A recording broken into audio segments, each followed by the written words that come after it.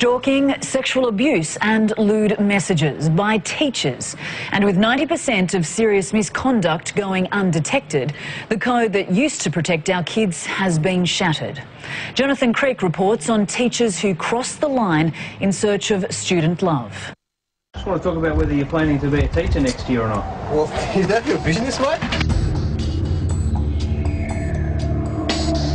It's disturbing.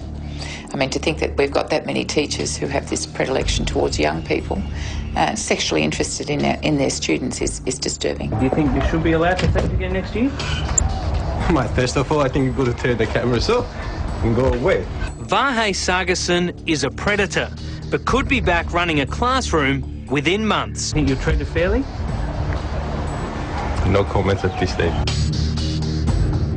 Sargason had an inappropriate relationship with a student when he was her maths tutor, bombarding her with sexually explicit text messages, labelling her an underage hottie, an admission he knew what he was doing was wrong.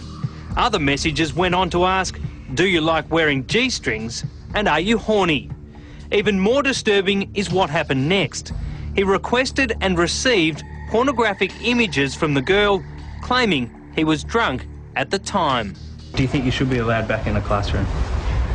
Mate, which part of no comments you don't understand? In the eyes of the law in Victoria, these offences, while disgraceful, are considered only minor and often only attract a minimum penalty, a suspended sentence, if anything at all.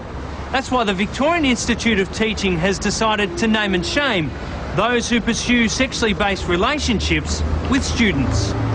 Vahe Sargason is just one of a number of teachers misbehaving with students, abusing positions of power. Teacher Matthew Conway was sacked after he made sexual contact with a student, kissing and touching her, and text messages too explicit to repeat here.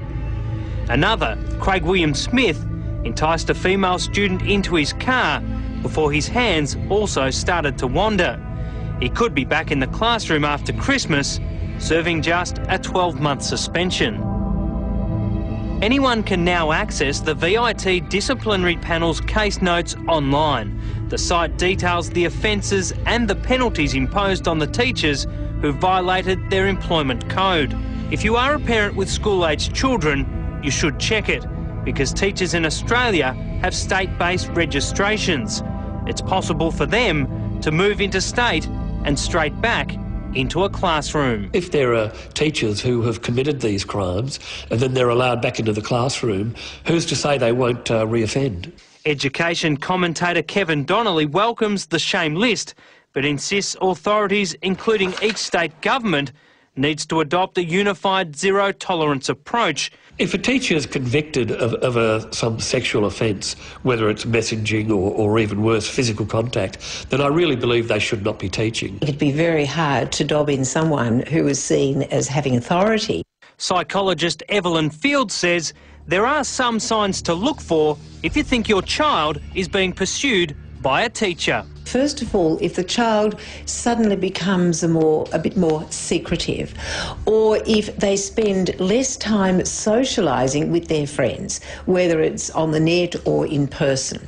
And I think the third thing is that they'd probably try and dress, whether it's more seductively, more sophisticatedly, but less like their peer group.